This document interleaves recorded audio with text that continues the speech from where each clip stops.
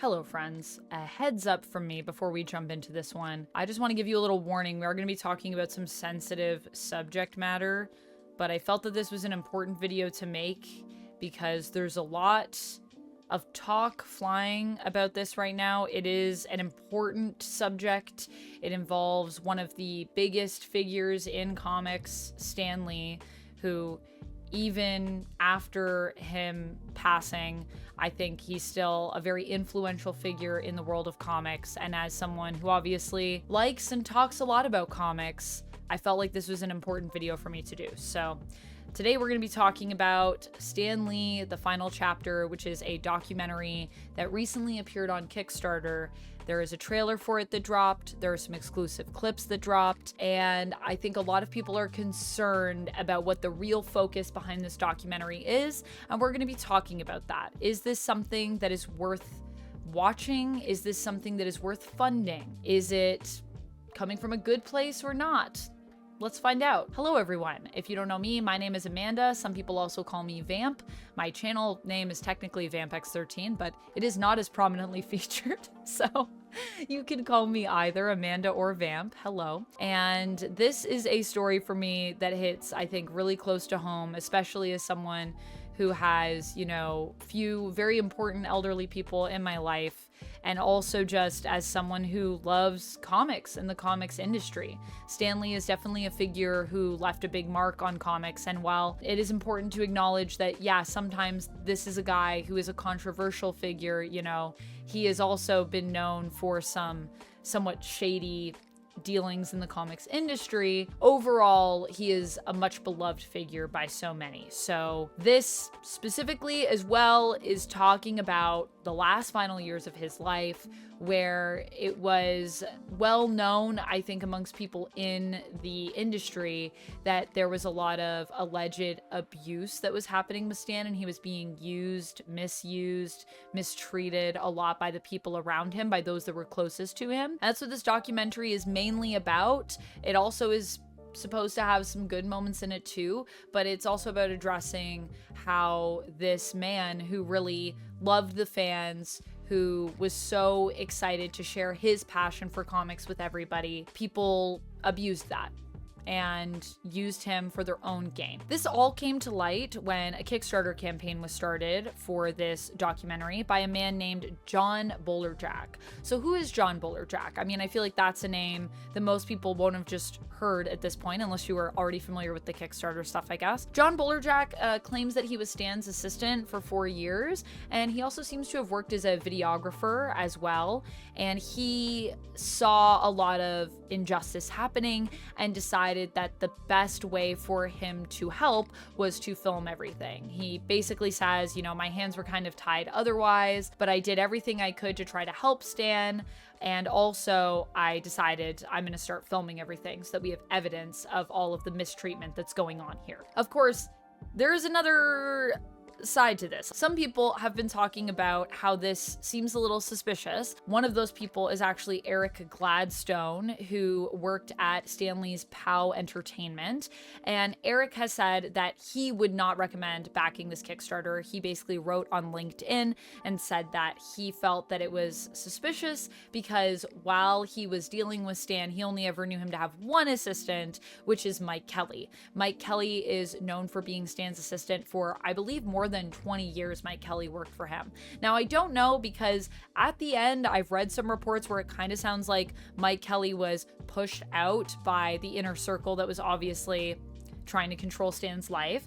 So it is possible that Mike Kelly was no longer there and then maybe John came in after. I'm not entirely sure, but it could also be that Mike's role was just greatly diminished because they were trying to control Stan, and John was there in another capacity, because some have also said that John was actually brought on by a man named Max Anderson, who, if you're familiar with the abuse allegations, he's probably a name that you are familiar with. And he is actually also kind of referred to as one of the bad actors, even in this trailer. Although he isn't named, you see him in the clip. He's one of the guys that's just there saying to Stan that, like, we just kind of need to keep going. It's clear that Stan's exhausted at these conventions, and Max was his manager sort of on the road to kind of keep him moving, even when he probably should have had a break, to be honest with you. And maybe shouldn't have even been there as someone that, you know, was in his 90s. It's a lot of travel for someone of that age. And it's believed that Max Anderson hired John as a videographer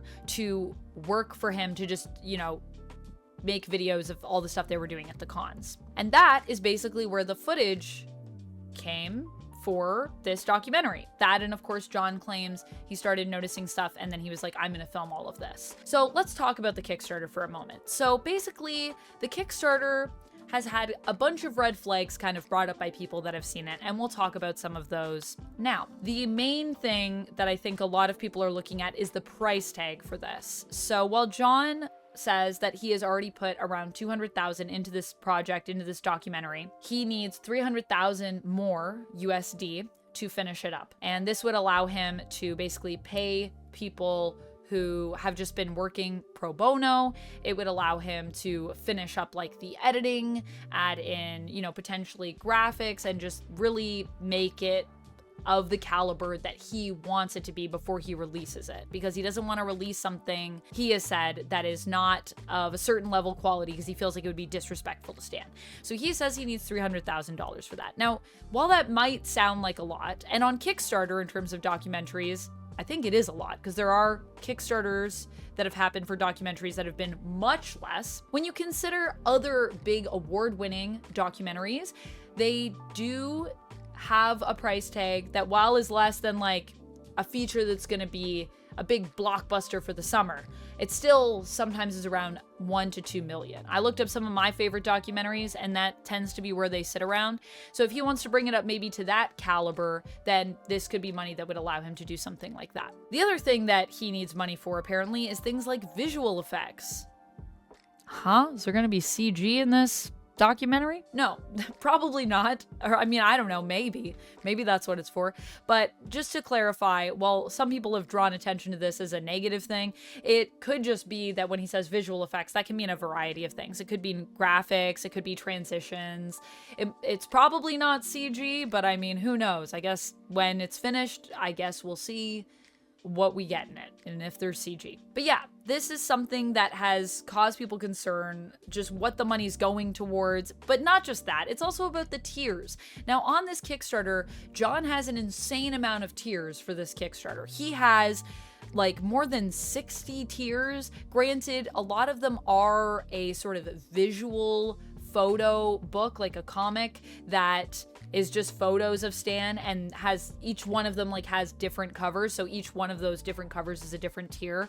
The covers that were selected with people that John partnered with to select the cover, who might be, you know, groups and businesses that you know from the comic book industry. So there is that, but it's still a lot of tiers, and some of them are very strange. Like, there's one that's a walking tour of Los Angeles. That's a tour where you get to see where like the schemes were schemed and where the mistreatment took place. Like, he basically takes you around and shows you scenes that are in the documentary where, you know, you would think probably pretty bad stuff happened because of the subject matter of this documentary. So it's kind of like a tour of abuse. Who wants that? Like, why does John even want that? Like, that just doesn't sound fun at all.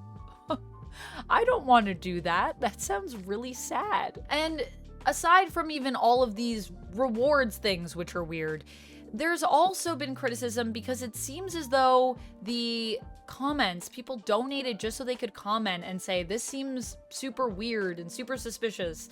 And I understand that you might be coming at this from genuinely a good place, but the way you're going about it is wrong. And here is some criticism for the Kickstarter and things that you should change and maybe reconsider. Some of those comments have been gone. People screenshotted them and they just poof, they were gone. And the thing is with Kickstarter, the way Kickstarter works is normally if those comments are gone, that means that the person that is behind the Kickstarter is the person that removed them, which means that John himself would have removed those comments as opposed to addressing the criticism, which also I can understand how, you know, that might be deeply upsetting to you or whatever in the project, especially if you are setting out to do something good. However, on Kickstarter, it's really weird because with Kickstarter, I mean, you're never really even guaranteed to get the thing that you pay for, right? So, and timelines get all wonky on Kickstarter. I've done a bunch of Kickstarters, and you know, sometimes someone will say it'll be here in June, and then 2 years later, it's there. So a lot of people get frustrated on Kickstarter and will comment and say, you know, this is ridiculous, or, you know, they never received anything and they're mad. And those comments usually still remain on a Kickstarter. People don't remove them. They either address them or they just let them sit there. But John has potentially removed these comments, we believe. So that is strange. And John has a little bit of a response to this because John did come back and was asked about some of these issues with the Kickstarter that people had and did respond. So we'll get to that a little bit later in the video, but yeah, that one really got me. I was like, what is happening with this? But the biggest red flag for a lot of people with the Kickstarter and the tiers is that none of them seem to include anything that is a copy of the documentary itself. Not physical, not even digital. So what's up with that? Now, I'm not saying that it doesn't mean we'll get the documentary. I think the intention is to release the documentary, but it is strange that, you know, a copy of it isn't an option for any of these tiers. There are screenings and Q&As with people that are involved in the making of it, but no actual documentary. Instead, there are tiers that are like, you can get art done by comic artists that are also in the documentary. There's, I think, like a one-on-one or an interview or something with Roy Thomas. So it's got comic book stuff and a lot of collectible stuff.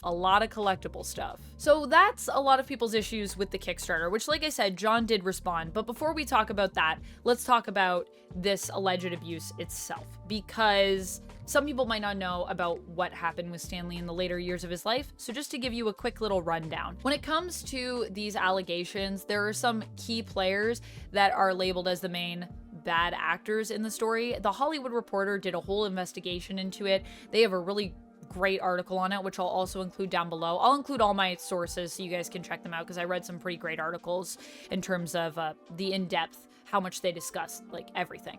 But to just summarize for you, there is Max Anderson, who we kind of already talked about. He is the guy that is managing Stan when he's on the road, who also is super into collectibles and may have been skimming off the top and also potentially stealing stuff from Stan.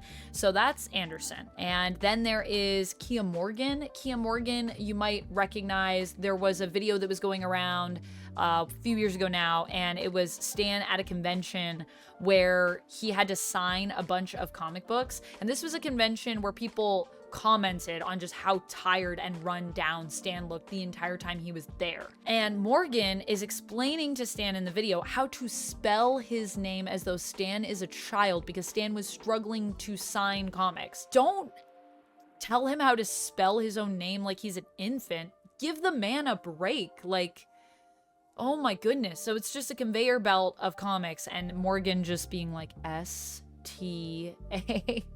It's awful. It's really sad. It's really, like, I laugh because I'm uncomfortable with it. It's just awful. There's Jerry Olivares, who also was in with Stan's wife, Joan, and also with JC, his daughter, and was, you know, coming up with crazy business schemes with them that never really usually came to anything, never usually amounted to much. He is also the person that apparently came up with an idea. Apparently, he says with JC Lee, Stan's daughter, about mixing Stan's blood into ink and then signing comics with that they could sell, which apparently Stan was on board for. I don't know, but it sounds like a crazy idea either way. It just sounds like something you shouldn't do, even if you have Stan's physician signing off on it. I just don't even think it's a good idea, to be honest with you. And then, of course, also possibly JC Lee, who is Stan's daughter, who is also accused of potential abuse, of yelling at her father. There was also an alleged physical altercation that happened between JC and her mom and dad. So there's that element too. Although I will say I did actually talk to JC, and while I can see some of those allegations fitting, I do believe that JC really did love her dad, and I think that Stan also really loved her. But the hard thing with family is both of these things could be true, right? Like, you can still love your family, but also not treat them well. That's definitely possible. And her lawyer is also another person that's been accused of some stuff as well. Kirk Schenk. He also is someone that I think was trying to sometimes bully Stan, and Stan has also said before that he doesn't like him, but Stan was at a state at this time where I think his mind, as he got older, was, you know, starting to go a bit in his later years, and so I think people also were able to manipulate him in the way of telling him, like, this is a person you trust, this is a person you like, and he couldn't fully remember, so he would just roll with stuff, because he would say, like, oh, this person's awful, and then later come back and be like, no, this person's great. So either he changed his mind or someone changed it for him, you know what I mean? I personally think anyone that has come forward that has felt the need to defend themselves in terms of how they interacted with Stan and say, no, no, no, I didn't manipulate Stan, it's this other person that manipulated Stan, that sounds pretty guilty to me. And I feel like all of the people that have done that probably have something to atone for. And potentially that could also be John, because John is also now kind of being accused of potentially being part of this, and now trying to basically profit off of it with this documentary. And I mean, in even one of the clips that is from the documentary that John shows, he shows how they were trying to get Stan ready to go do a speech, and Stan is clearly done with it. And Max comes in and is getting him all ready, and Stan makes a joke. He says, "You really get your money's worth out of me, don't you?" And Anderson says, "Yeah, every penny." And John is there, and John responds, "Yeah, like 5 cents." And I know it's supposed to be a joke, but if it's supposed to be a joke, it's a terrible one. And you just watch Stan's face go from trying to survive and make light of this situation to just straight. He just got this sad expression on his face where he looks so tired and also like, what is my life right now? John is also not coming across well in even just some of the footage from his own documentary that we've seen. However, it is possible that there is a through line for him in the documentary where he comes to realize his part in this, and he, you know, wakes up to it as he's going through.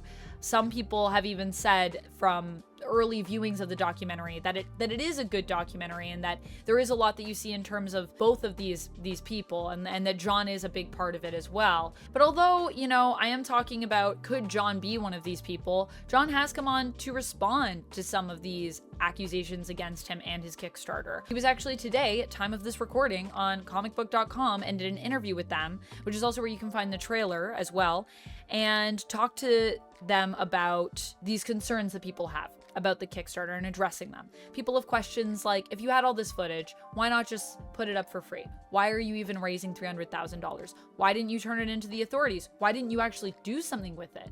Why only now are we getting all this footage? Like, why is it so long after everything happened and even after Stanley's passing? And John has basically explained that the reason why the footage is coming now is because after Stan's death, he was trying to put this documentary together, and word got around to Anderson, and Anderson basically sued him and tried to stop the documentary from happening, and only now has that lawsuit ended, and so that's why now he's able to get to it, which, if we consider the fact that maybe Anderson hired John, that also makes sense, because Anderson he was claiming basically, I think, that the footage was his, and so John couldn't use it in this way, and fortunately that lawsuit has been resolved, so now John is able to create the documentary, is what he has said. He has also explained that he did actually try to go to the authorities with it. He did give it to them. He's also tried giving it to reporters. A lot of reporters that he approached with it didn't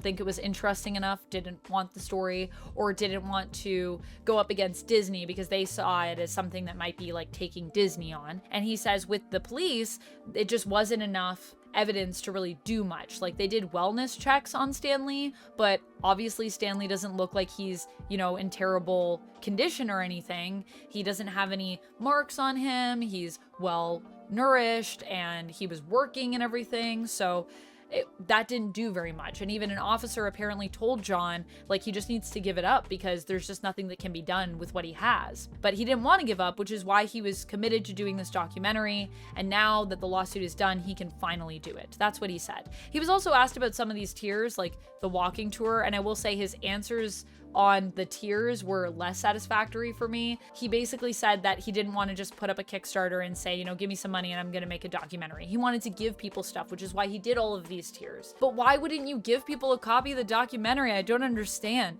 The other thing is, when it came to the walking tour, he said he didn't really think of it as being too crazy because people do things like, I mean, murder walking tours, and that's, you know, considered to be normal. And so while he understands how, you know, his approach to some of these things could be upsetting for people, and he totally respects that, he said, he also is just like, I just didn't really think that there was anything too crazy about it. And he was also asked about, wouldn't it be upsetting for him though? Because, you know, Stan, he claims, was a close friend of his. He was really close to him. And so going on a tour like that, wouldn't that be a lot for you emotionally? And he said basically because he's been in it for so long, tied up in all of this for so long, trying to do this documentary for so long, I think he's just kind of come to terms with it. So I don't know. I mean, I think some of these answers are satisfactory. Some of them are not as satisfactory. But ultimately, I think what it comes down to is this worth the amount that is being asked for? And is there merit to this? Now, they have done screenings of what is available right now. John talked about how he showed it to Mark Ruffalo, and Mark Ruffalo watched all of it and then talked to John after because he thought it was so interesting. People in the industry are a part of this Kickstarter, and they have apparently seen it. The person that was interviewing John from comicbook.com, they had also seen it, and they said that, you know, they do believe there's merit in it, even though it's a really hard watch. So it's up to you to decide whether or not you feel, I guess, this is worth it. And it's also up to you to decide whether or not you feel that, you know, John Bolerjack is the person who should be behind this project. Does he deserve to profit off of this, or even just break even? Which, you know, he says that he doesn't expect there'll be a lot of money even left over. It's really just about making enough to finish the documentary. I don't know. It does seem in some areas shady to me, but I do feel that based on the way that John has spoken about the whole thing, I don't know if I'm just falling for the grift, but I think he does want to honor Stan's memory, but I think maybe he's going about it in kind of the wrong way with how he's approached this Kickstarter. And I wish that he hadn't deleted those comments if that's what's happening, and he had just taken the feedback, honestly, because it was some good feedback. That's all I have for this one, friends. Let me know your thoughts on this down in the comments below. Obviously, it's a super sensitive topic, so please be respectful of, you know, each other. Be kind to yourself. You know, if there is someone in your life that is older, please do check on them, spend time with them. There's so much we can learn from the generations who have come before us. I really do believe that. And, you know, as you get older, I feel like it's easier for us to feel more lonely. And it is important for us to all remind each other that we are here on this earth together and that we are all connected, whether or not we're the same age. You know, we all share this planet, and there's a lot that we can learn from each other, older and younger generations. So that's all I have. And until next time, friends, as always, take care of yourself and stay nerdy. Excelsior. Bye.